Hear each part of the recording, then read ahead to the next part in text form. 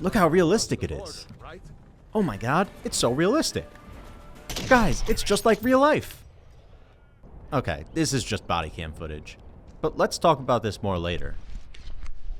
Look, we're all impressed when a game comes out and it looks closer to reality than any game before. It's a marvel of human achievement. But does this actually make the gameplay any better or more immersive? No. In fact, it is literally killing the gaming industry. But what is realism in gaming?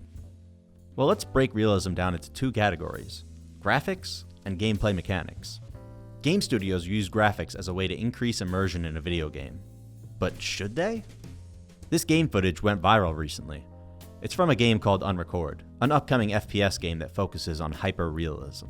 I think most people will admit that at least certain parts of this footage are indistinguishable from reality. This game is going to be a nightmare to play visually.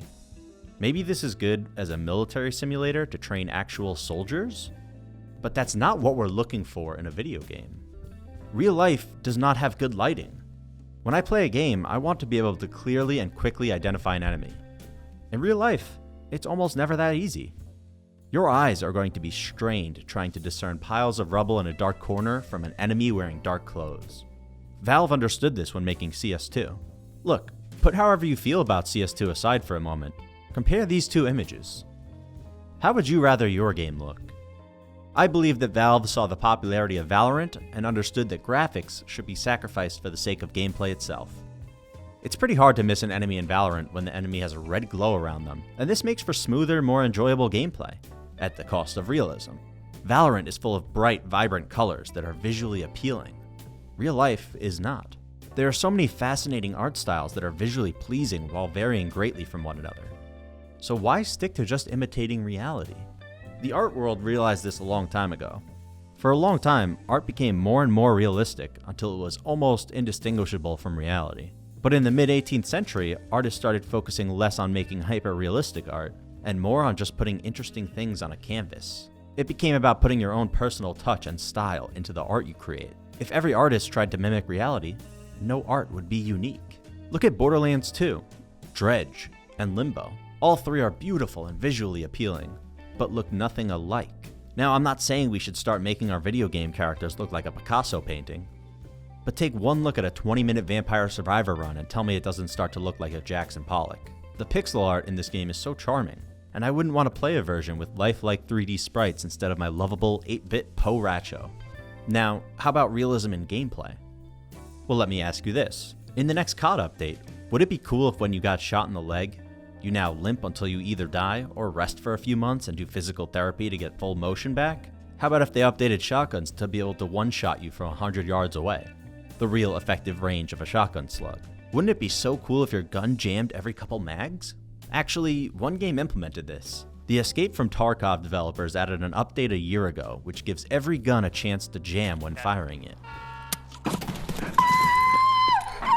My gunshot! My gunshot! I asked my friend Jason, an avid Tarkov player, what he thought about this. Yeah, I think a year ago they added that update, and just randomly in the middle of a gunfight, if your weapon goes under a certain durability, it just fucking jams. And it's really awesome when you're trying to clutch a 1v4 and your fucking gun jams, and the game doesn't tell you what button to press to unjam it. You have to go in the settings and look it up. It's amazing. Oh wow, that's really realistic. Okay. Fuck that game. How about if when your inventory looks like this, you can no longer run? Let's be honest, if you're carrying multiple rifles, pistols, ammo, grenades, and medkits, how far do you think you could get? Okay, doesn't sound very fun. So, what is fun?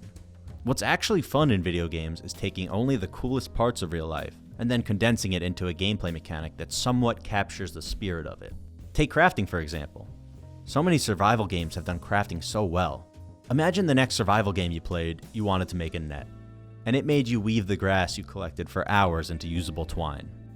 Let's take a look at where capturing the most interesting parts of real life and condensing it into a digestible form was not implemented.